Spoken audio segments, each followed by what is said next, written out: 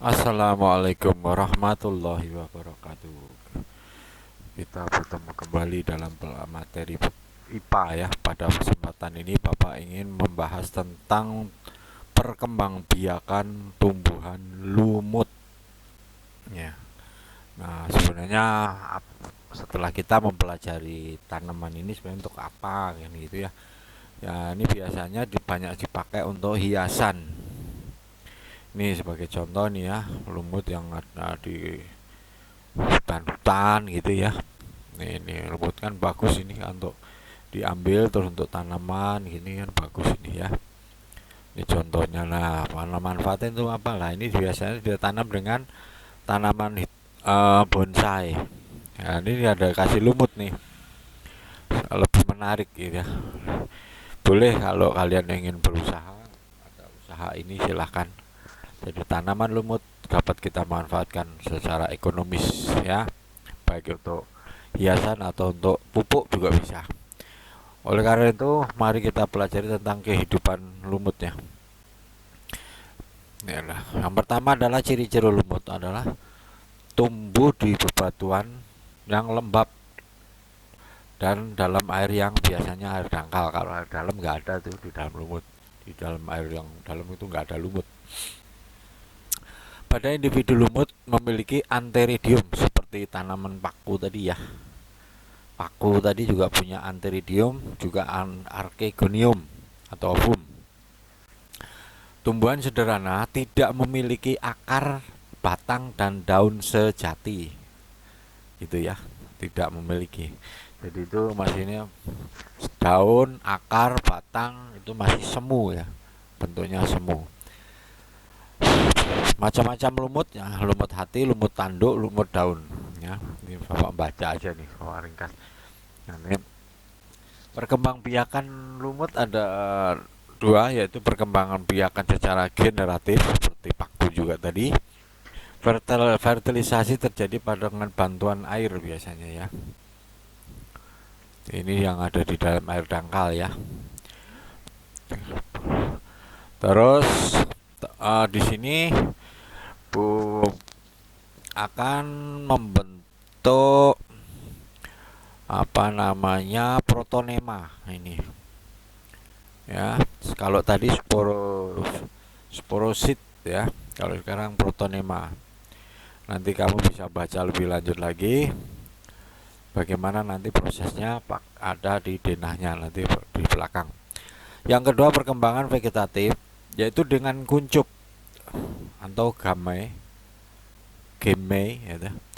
Yang kedua fragmentasi. Jadi fragmentasi adalah tanaman itu diputus terus ditanam lagi bisa itu. Atau dia melepaskan diri tumbuhnya akan membentuk individu baru. Jadi ada dua ya, pakai kuncup atau tunas. Yang kedua fragmentasi atau pemutusan tubuh, bagian dari tubuh. Dapat bertahan dalam kondisi kering dalam kurun waktu yang cukup lama. Ya tanaman kuat termasuk ini ya, karena nggak terlalu banyak butuh air ya. Tumbuhan lumut disebut tumbuhan pionir. Kenapa? Karena tumbuhan ini biasanya hidup pertama kali sebelum tumbuhan lain hidup. Itu makanya disebut pionir. Adapun manfaat daripada lumut ya, lumut yang mati membentuk nutrisi tanah melalui pelabuhan fisika dan kimia, sehingga tersedianya zat asam oksigen pada tanah hingga tanahnya subur. Yang kedua menyimpan nitrogen dalam tanah dan menyimpan air otomatis ya. Kalau ada tanaman ini air akan tertahan di situ. Ya karena apa? Karena cahaya matahari tidak langsung menembus ke tanah. Yang ketiga ada yang dipakai dengan obat hepatitis. Obat hepatitis virus nih ya. Itu Marsantia polymorpha. MP Marsantia polymorpha untuk hepatitis. Lumut daun ada contohnya adalah sphagnum namanya, yang sudah laput dapat digunakan sebagai bahan bakar seperti batu bara. Jadi ini untuk bahan bakar. Jadi di hutan itu kalau nggak ada kayu, ada lumut daun yang sudah kering, ini namanya itu sphagnum, itu sudah bisa dipakai dipakai untuk bahan bakar. Selanjutnya kita akan mempelajari tentang daur hidup atau sistem perkembangbiakan lumut ya. Seperti kita awali dari lumut dewasa. Lumut dewasa ini akan membentuk sporofit nih ya. Ini kotak spora ini ya, kotak spora atau sporangium. Perbanyakan secara meiosis terbentuklah spora. Nah, spora ini nanti tumbuh. Kalau tadi kan membentuk sel gamet dulu ya, kalau di paku ya. Baru nanti ada perkawinan. Ya kan? Kalau ini enggak, ini tumbuh dulu. Tumbuh menjadi ini makanya disebut protonema. Kalau tadi apa? Kalau di pohon paku adalah protalium. Kalau ini protonema.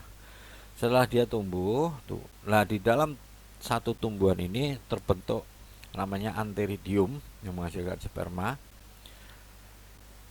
Punya ini flagel juga ini ya, yang hama archegonium atau egi yang membentuk ini sel telur. Nah, ini di dalam air dengan bantuan air ini akan menuju bisa bergerak dengan bantuan air. Sperma ini bisa masuk ke sini gitu. Membentuk zigot ya, sama ya. Lama-lama zigot itu lama-lama akan membentuk ini sporofit muda ini, sporofit muda ya. Ini sporofit muda kayak kembang. Ya kan? Nah, setelah ini akan membentuk sporofit dewasa. Ini sporofit dewasa. Ini sporofit itu maksudnya ini sporofit ini ya. Tanaman ini namanya sporofit. Ini sporofit juga. Gitu. Jadi kalian bisa membedakan antara perkembangbiakan gimnosperme, angiosperme, tumbuhan paku, tumbuhan lumut. Kalian harus bisa membedakan ya. Di sini kalau di paku ya, paku itu apa namanya? Dan ini protalium. Protalium adalah spora yang bisa membentuk gamet. Nah, kalau ini enggak, ini namanya protonema. Protonema itu sudah dalam bentuk pohon besar. Pohon tanaman lumut ya, yang baru membentuk semacam bunganya lah ini. Jadi bunganya ya. Gitu. Demikian seterusnya. Coba kalian nanti bisa membedakan mana yang tumbuhan lumut, mana yang tumbuhan paku, angiosperme, gimnosperme, ya kan? Sehingga dapat memahaminya. Saya kira untuk tumbuhan lumut cukup sampai di sini karena ini sudah terakhir ya. Oh ya, ini sekarang terakhir nih. Yang harus kamu ketahui adalah ada bermacam-macam teknologi perkembangbiakan tumbuhan. Jadi dalam mengembangbiakan tumbuhan itu ada banyak macam. Misalnya ini yang model sekarang nih ya, pakainya hidroponik, menggunakan air yang dikasih nutrisi. Vertikultur itu bertingkat. Jadi tangga 1, tangga 2, tangga 3 gitu. Ini perkotaan karena lahannya terbatas biasanya ya. Hidroponik, vertikultur, yang ketiga kultur jaringan. Kultur jaringan ini adalah metode perbanyakan tumbuhan dengan cara mengambil bagian dari tumbuhnya, bisa akarnya, daunnya, atau batangnya yang masih muda.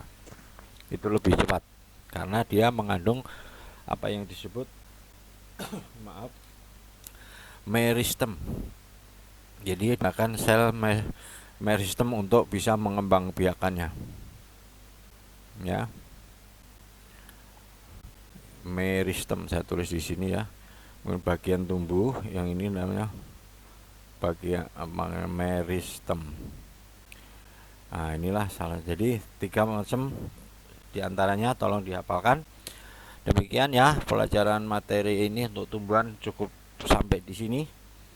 Nanti kita lanjutkan di pelajaran tentang perkembangbiakan dan perkembangan hewan. Demikian saya ucapkan terima kasih. Assalamualaikum warahmatullahi wabarakatuh.